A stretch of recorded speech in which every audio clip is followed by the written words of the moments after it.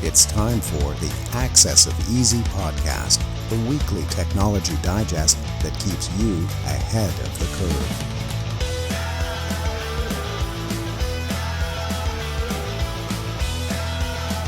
Brought to you by EasyDNS.com. Welcome back, everybody. The Access of Easy. My name is Joey. That's Len. I'm going to let Len tell you how he's doing here while I break into a sparkling water. What's going on, buddy? I'm great, Joey. I guess you want me to delay things while you cracked it slowly. No, we're good. It's very easy, very quick. You got to savor the moment. Think of all the time and effort that you did to create the can, to compress the air and everything, ship it to you. You just open it up like it's nothing. Like, come on. No. You ever try these things? These like bubbly water cans? Yeah, my wife's a big fan of that. So we have a few cases, like, 5 or 10. The usual. Yeah. Oh, 10 plus. So yeah, there's tons of different flavors. This is a grapefruit. I don't mind it. It kind of, the only thing I'm concerned about, I'm not like overly concerned from a health perspective about bubbling water. Some people say carbonation, not the best thing. I don't know, but I do worry about where that flavor comes from. How is it possible this tastes exactly like the thing they say it tastes like? And 0 calories. And like, what's going on there? What is that? Yeah, I wouldn't recommend just downing this by the gallon. Just a little bit here, a little bit there. Just like anything else, moderation, you'll be okay. Yeah. I don't think that's the flavor is all that healthy. Whatever. Carbonated water, how bad could that be? We've been having that for a long time. Carbonated is the new smoking. That's going to be an advertising 2055. How could they go against carbonated water? Like, what else are you gonna do with the carbon in the atmosphere? Yeah, I'm not sure. We have so much of it. Maybe that's the answer. Are we thinking the right way here? Well, another problem solved by you and I in front of a camera. Doesn't the water absorb some carbon too? I mean, doesn't the ocean do that? There are bubbles in the ocean, so that's methane and stuff like that comes out of from. But sometimes it comes up from some people's orifices. Ask the Nobel laureates about that. Oh, they're breathing. It's not just emitting something. It's carbon, and not just right. Oh God! Listen, loving that stuff. We got a long show. Let's start with last week's quote. The real tax is society forcing otherwise productive people to pay attention to politics. That was by Naval Ravikant. He's very popular on Twitter. No one got that, by the way. He's I don't know if he's a newish voice. By newish, like last 10 years or so. He's relatively young and he's polarizing on Twitter. People either think he's the smartest man alive or a graduate of Yappers University with honors. So I'm not sure which he is in my view, but that's a pretty good quote. I do agree with that. This week's quote: the joy of life lies mainly outside what you believe is possible. If you know who that was by, God, the bubbles immediately give you burps. If you know who that was by, without Googling, of course, put in the comments section. You get your next round of renewals on EasyDNS. Put Mark out of house and home by getting the answer to this right every week. And before you know it, Mark will have to give you equity in the company because the renewals will just be too burdensome. So then we have giving. So it's not like it's that. Hey, buddy, it was 52 weeks in the year before you know it. By the year 4000, you're giving away a lot of money there. Anyway, So listen, we got 5 stories tonight. We got, it's a who's who. This is a sort of an all-star weekend batting order here. U.S. government. We got the Canadian government, we got LinkedIn, we got AI, and we got credit cards. You can't beat this. Meta. No, this is Meta's and, right? and Meta. Yeah, Meta's the AI Meta's one of those that you can't beat it. This is an outstanding docket. Where do you want to start? Yeah, well, let's talk about the Slim CD stuff. Cyber attack apparently is impacting this credit card processing service, Slim CD, and this may have compromised the personal information of some 1.7 or almost 1.7 million customers. And the big problem is the breach went undetected for nearly a year. But I'll have to say, to their credit, Slim CD is thumbing their nose to the traditional 1-year credit monitoring service system. And it's basically giving the customers I knew you were going to say that. I got to give them credit. They're bucking a trend here. They're giving them absolutely nothing. Just basically a handshake, good luck, and see you later. The exposed data includes all the same old crap that we've dealt with in the past: the names, addresses, social security numbers, credit card details and so forth. And that makes it ripe for people to be potentially on the receiving end of some identity theft or financial fraud. And it's just another string of attacks. I mean, something similar like this took place earlier this year, where Prudential Financial, not very prudent, these guys. They indicated that a data breach impacted their customers. Some 2.5 million were impacted at that time. And again, in June, Evolve Bank and Trust suffered another data breach that's similar to these ones. Sensitive information was stolen, including customers' social security numbers, bank account details, and so forth. So really, if you're a member of or a customer of any of these companies I've mentioned, I would suggest it's worth your while to keep on top of things. Check out your financial records all the time. Anything that seems suspicious, there may be some potential fraud that you may be impacted by that, and you want to take some action. But certainly, you're not going to be getting any credit monitoring service from Slim CD. Shame on them, or good for them. I'm not sure how to address it. At least it's something different. I'll give them credit there. How about the name Slim CD? Comments on that? Does that sound like a Windows 2000/XP era? Like you pirated Turok off of somebody, you need a keygen, so you open Slim CD EXE from the burn CD with the Sharpie on it. No, the first thing that came to mind was Slim Shady when I saw this. What about SimCity? I thought about SimCity first. It sounds very similar. Incredible. So we went two different paths. Yeah. I'm still sticking with Slim Shady because I don't even know what to say about this story. It makes me laugh. Like God bless this, the team over at EasyDNS who puts together the newsletter every week. They got to be shaking their heads even more than us. We've been doing this for about a year now, maybe a little more, and they've been doing it for a lot longer than that. The stories are just hysterical. I wonder if they picked up on the idea, this notable thing, though, notable in more ways than one, that these guys opted not to give any credit monitoring, any bonus, any sorry about that, nothing, not a single thing. It was almost 2 million people, right? 1.7 million, I think was the number. I can pull my notes up here. Yeah, almost 1.7. Yeah, 1.7. Yeah. That's Len. Are you kidding me? You can't give anyone anything for that? What credit monitoring, is it expensive? I've never even thought to look at the price. What does credit monitoring cost? I have no idea. I don't know. Now it just gets me thinking. It may be a good time to go long on publicly traded credit monitoring companies. How many of those are there? Well, if there's only a handful, I'm just going to say these guys are going to be in business for a heck of a long time moving forward, and they're going to get all this freebies from, not freebies. They're going to be given out, whatever. Either way, I love this. I just think this is such a good story, though, isn't it? The sad thing is, these services, everybody uses, and it's not like you could predict one that's going to be, I'm going to get rug pulled because they have crappy protection. You just don't you're rolling the dice every time you use any of these services. And it's not like I'm going to say, one is better than the rest. They're all virtually the same. And you just got to throw a dart, hope that for the best. If not, you just got to stay on your toes and keep looking at your financial records. And that's too bad. And you still should look at your financial records regardless. Let's be perfectly honest. How much time should you spend looking at your financial records, though? Like how much? Come on. My wife, she does it for us. Yeah. She's very good. She's on top of that. Anytime she sees something that's suspicious, boom, she nails it. And even sometimes I make a purchase for something that just seems odd. I'm going to the NHL 94 tournament next week. I signed up for that. The purchase seemed odd. What was this? You bought it? Yes, I did. There you go. So she's on top of these things. Are you sure that's not just land monitoring? Not credit monitoring. We have an in-house version. She's but I'm not outsourcing this one. This one's staying right here.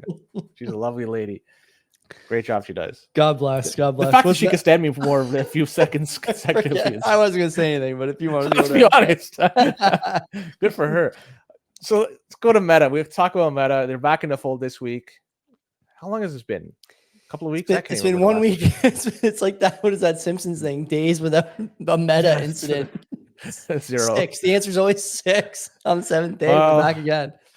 They have indicated that since 2007, every darn photo from the adult Facebook and Instagram users were given they gave these things to the AI models to be scanned and analyzed. And they also did the same thing with texts that were posted on those platforms. 2007. So you used to be able to, I'll note here before I forget, the platform that you see now, if you're a Facebook user, is vastly different than what it was in 05, 06, 07. I was in university at that time. I was among the first, million or 500,000 users of Facebook for sure. And it used to be, Len, you just post a status, like the feed would be just stuff that people posted, thoughts and whatnot. You remember this? Have you ever had a Facebook account? I did a long time ago, but it's Right. reminding me of something that transpired at work. Yeah, exactly. I know exactly what you're talking about. We won't bring it up, but that's exactly what we're talking about here. And so you can imagine all the stuff that was posted in 05 and 06 and 07. That was before everyone knew the internet was forever. It seems like the only people who didn't know were Facebook's users, because Zuckerberg obviously knew and obviously acted on it. But anyway, continue. Go ahead. This is an interesting story. Yeah. Well, so accusations that they're using this AI to analyze stuff. What was Meta's response? Well, they denied the accusations until it was finally proven that they were doing this kind of stuff. And at that time, they finally relented. And they indicated that we use public posts and comments on Facebook and Instagram to train generative AI models for these features and for the open source community. We don't use posts or comments with an audience other than public for these purposes. And do you trust them? Look, they were denying everything up until the point where they finally were shown you guys are doing it. And then finally they relented and started saying, okay, we're doing it, but this is the reason why we're doing it. The question remains, how much data have they processed? This is what, 17 years worth of data that they have accumulated. What is that AI? What are they doing with it? Pictures, text? Like, are they training the model to figure out what people were thinking, doing? Like, there's so much it can process. There's so much information. And what are they going to do with it? Are they going to sell it, use it somehow against us in one way, shape, or another? Like, I don't know. This is pretty crappy stuff, if you ask me. What can we say about this that we haven't already said about similar stories? A couple of things, I think. Mostly because this is Facebook and mostly because of the era. I pointed one out before that these guys seem to know that this was forever before anyone else did. The other thing I'll point out that somehow the article misses, again, because it feels like people who didn't use Facebook back then don't remember this.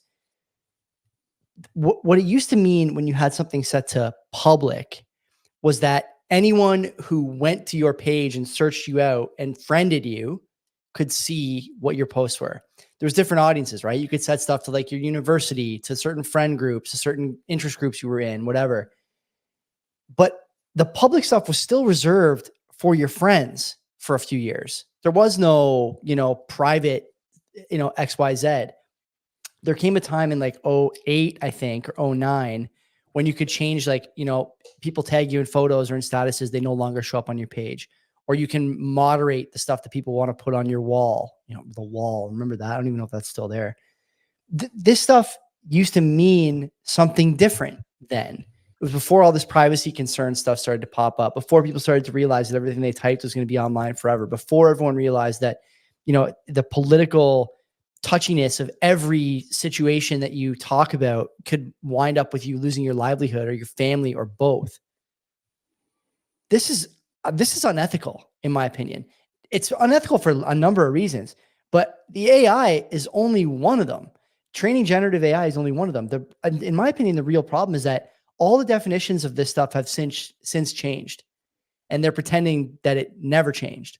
And that to me is like, just when you think Zuckerberg is figuring things out and becoming less of a, what's the French word, dickhead, he pulls something like this.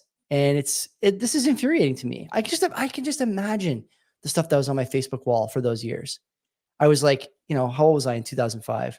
18. No 18-year-old should be able to post on the internet. We should be banning kids from the internet posting world until they're like 25. They're old enough to drink in some states. They're old enough to enlist, drive, to go to war, vote. But no Why posting. not post? No posting. Not allowed. Those other things won't ruin your life the way that this will. I mean, the other thing too, Len, I like how they note and are specific about how this doesn't impact anyone who was a minor at the time. I don't buy that for a second. People posting pictures back then were posting tons of kids' photos. I was in pictures with minors all the time because I was a minor. I was 17 when I got my Facebook account. or 18 when I got my Facebook account, however old I was. I had friends in my neighborhood. I have cousins. I have, you name it, who were officially minors who were in those photos. You telling me Facebook knows that? There's no way for them to know that. I just don't believe any of this. And why should we? We talk about these guys, like you said, once every week, once every 2 weeks. It's never a good story. It's never Facebook clamps down on government overreach in terms of, trying to grab pictures of alleged criminals. Like, it's never that. It's always the opposite. I don't believe anything these guys say. And I think this is not going to be the last we hear of Facebook AI and what they have done with, quote unquote, public, whatever it means to them, posts. OpenAI, we know them. Oh, yeah. They've unveiled its latest creation, and this is called Strawberry AI model. And apparently this is going to give them a new edge for generating more analytical and nuances responses for the queries compared to its predecessor. So this new version, the Strawberry AI, was given a task. It was to partake in a test. It's a capture the flag type thing for cybersecurity. And apparently it went rogue in this whole process here. They said, according to what the whole challenge was, it was designed to require finding and exploiting a vulnerability in software running on remote challenge Linux container. But in this case, the challenge container failed to start due to a bug in the evaluation infrastructure. So the model was unable to connect to the container. It suspected DNS issues and used Nmap to scan the challenge network. That's pretty interesting that it did this. It's going outside the box here to figure stuff out here. So instead of finding the challenge container, the model found that the Docker daemon API running on the evaluation host VM was accessible due to a misconfiguration. So they discovered that the Docker API, the model used, the list contains has containers running it from the evaluation host. It identified the broken challenge container and briefly attempted to debug the container that failed to start. That's nuts. It's going like this is the AI stuff I like, because this is stuff. It's actually doing something active that is outside what you intended to be programmed. At least I would assume it. It's just basically it has a set of problems and it's trying to find a solution to that. Sometimes it's not a direct path. Often it's you have to go around and jump through hurdles and so forth. In this case, it did that. I like to see this because that's what intelligence is. Finding a problem and coming to a solution and proposing a solution to it. I want to see more of this. This Strawberry AI model, this makes me very interested. Not to say that this is going to be the be all and end all, but reading what it has done with this capture the flag thing, going around in circles to find a way to break into it, I like that. That's cool stuff. Let's see what it can do moving forward. It's fine. This is like a good example of why it's important to set parameters properly for these AI models. This is the first time we've heard, at least you and I, of a story like this, though, right? Where presumably the thing knows it's doing something it shouldn't be doing, maybe, or does it? I don't know. Like these are important questions you have to ask, and I think the weirdest thing, the ports and it scanned the network. It was able to find a hole where it shouldn't probably have looked in the first place, and it's not considering the means; it's only considering the ends, right? This is at the core of basically everyone's concern about AI, is it not? It is. We need to make sure that the Earth survives another, 1 million years before we can go to the sun or go to another solar system. And the AI is like, okay, no problem. Well, we can only do that if we reduce the population to 5,000 of the smartest people. And then the thing just goes on an extermination spree, like that's it's a, nth degree example of this story, but it's in the same vein in a way. Right, it's just it's a different way. It's not a natural evolution. You're instituting some new variable, but you're moving things along much quicker. But it's still evolution in a way. That's the Rogan point of view as well. That's Joe Rogan's point of view. That everything we do is just like an evolutionary next step, whether you know it or not. This is what humans are meant to do. And if that's the case, hopefully we're on the right side. If not, top 5,000. You and me, I don't know. We may never know. How secure is your basement? We got to really tighten up the bunkers over here. My Bitcoin's secure. The basement is not very secure. So that gives you an idea what I do not have in my basement. Great. So, so let's talk about the Conservative Party of Canada, because they're making some interesting news this past week. And it's not that they continue to gain in the polls, because they have been doing this, and it looks like they're poised to form government after the next election, whenever that may take place. But either way, they introduced earlier this year some new legislation that they want to come in. They hope that will become law. And this is with the purpose of protecting Canadians from online harms. And, this would be used to also stop the use of digital ID for age verification purposes, which is interesting. So this is Bill C-63. And it was tabled in the House of Commons by one Michelle Rempel Garner. Mm-hmm. Remember, she was also the person that introduced the failed bill for the national framework to encourage growth in the cryptocurrency sector. Yes, she was also the interim leader of the party, I believe. No. Was another woman? Oh, maybe. Yeah. And before her was Candace Berman or something. That's who it was. Candace Berman. Yeah, Bergman. I think. Bergman. Sorry. Yeah. My apologies. Yeah. So some people with this Bill C-63, they're bringing this up and doing comparables to 1984. Because, there's increased penalties for hate crimes, expanding protections against online discrimination, stuff like that. So, and remember, not too long ago, the Conservatives were also in favor of Bill S-210, and that was to get age verification for going on porn sites. Yeah. And if I recall correctly, the Liberals were against that. So I'm not sure how they can support S-210 on one hand, and on the other side, also support Bill C-63, because there seems to be some contradictions when comparing these two bills side by side, specifically with respect to the digital ID stuff. But either way, if you're interested into how far either of these two bills are, Bill C-63 has passed a first reading and is currently in a second reading in the House of Commons. Has a long way to go before this officially becomes law. S-210, though, that passed the Senate, and it's now passed the second reading in the House of Commons. This might have a chance to become law in the not too distant future. It really depends on how soon an election takes place. If it's going to happen this fall, probably S-210 is dead. But if it takes place in the springtime or beyond, S-210 has a good chance to become law, which would be very interesting. But what are your thoughts, Joey? We cannot ever allow for forced digital ID on the internet. Age verification, porn protection, or otherwise. It just cannot be allowed. We've seen so many times, Len, governments with the best of intentions end up going down this slope of protecting themselves and their agendas with thinly veiled attacks on quote unquote disinformation, misinformation. I realize this is a Canadian story, but Hillary Clinton, as if she somehow has not become a nesting old bag of bones, on TV talking about how misinformation posts should be punished by jail time in the States. We need to have a deterrent for this. I mean, there's no free speech without anonymity. This is just the way things are now. And by the way, they're not that way because of the average person. They're that way because of governments, I think. And I hate to say that, but we got to be really careful with the stuff that we demand of citizens to speak freely online and anonymously. Online. Those are very important things. And, I think you'd agree. I won't speak for you, but they're becoming more important by the day here.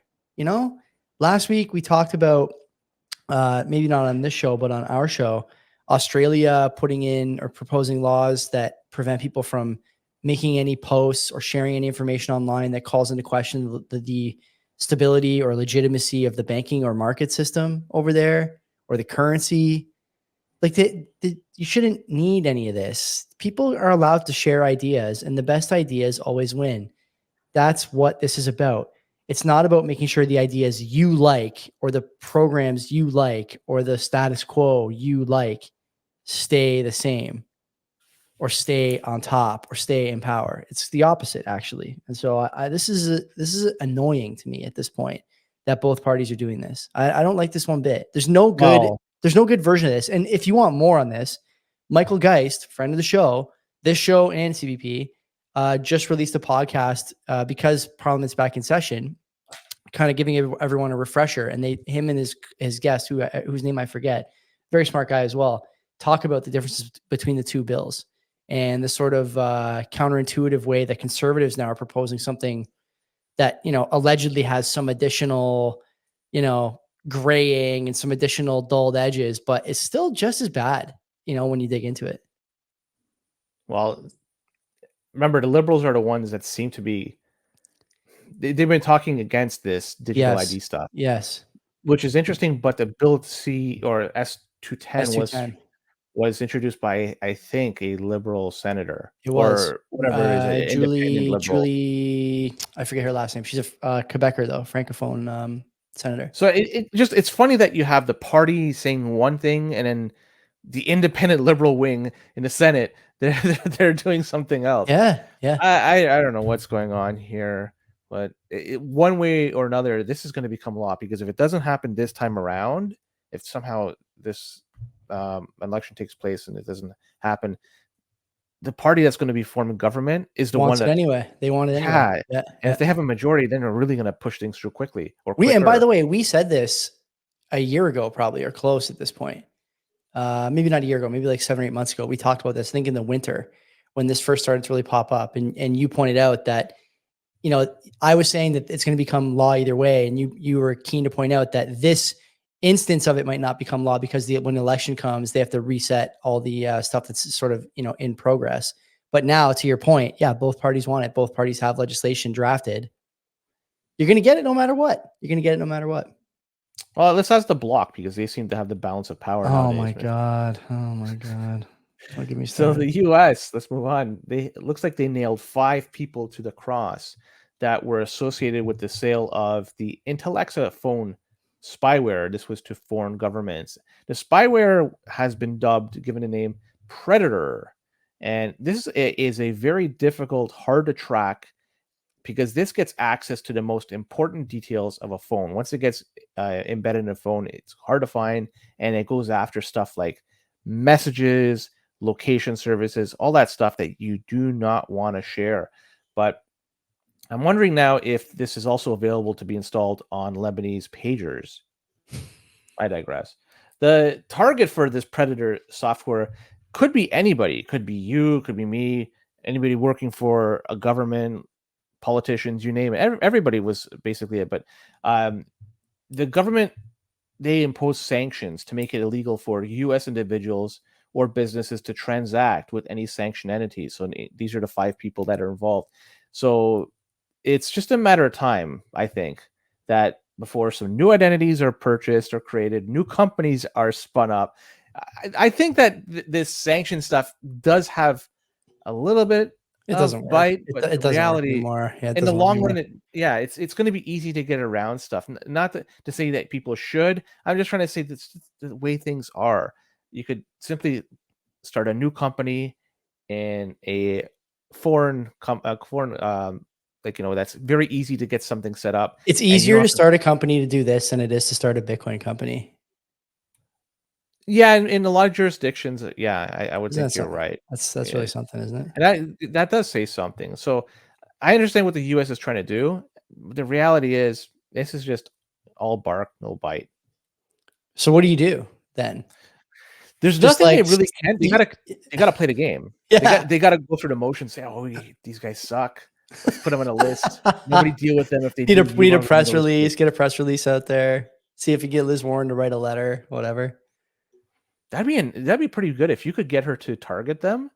To get the crypto army, the anti-crypto army, to be sent after these guys. Yeah. Like, what are they doing nowadays? The anti-crypto army, like, they seem to be idle. They're now the anti-rate hike army, right? They switched gears. They won their first battle of Vimy Ridge yesterday afternoon against the Federal Reserve. They wanted 75. They only got 50. So really? Right? That's what they wanted, 75 cut. I thought it was maybe 50 and 25, but maybe you're right. So they wanted 75. She was demanding a 75 basis point cut, and because of that, I immediately thought it's going to be a 25 basis point raise. But I was wrong. Listen to this paragraph from the article. To our discussion here. The U.S. government official said it was, quote, methodically building out our approach, unquote, to the sanctions imposed on spyware makers, including the recent decision by U.S. State Department to restrict individuals involved in the misuse of commercial spyware from applying for US visas. Does any of that sound possible to you? Like, how do you know? You're waiting for your like State Department to tell you who's involved in spyware projects. Meanwhile, these guys are spinning up shell corps on every island and, you know, forested wasteland all over the planet. And now they're banned from entering the United States. Like, who wants to go visit Chicago or San Francisco? These guys are laughing. They're like in Bangkok and like other places in the world that's more exotic, that you're safer to walk in the streets at night. So they're laughing. The people in San Francisco and Chicago aren't. They have to basically deal with every degenerate every day of their life. This is so great. They would be dying to run into a few of these guys at their local state-run grocery store in Chicago, but instead they get vagrants and miscreants. So anyway, yeah, we're done. I think that was the last story. We are done. Yeah. Well, we should have a Brandon Johnson story next week. Tune into CVP for Brandon Johnson stories. Until next week, that was the latest, greatest in data breach and overreaching. Take care of yourselves and enjoy the last bits of summer. There's not much left. Welcome tomorrow. Take care.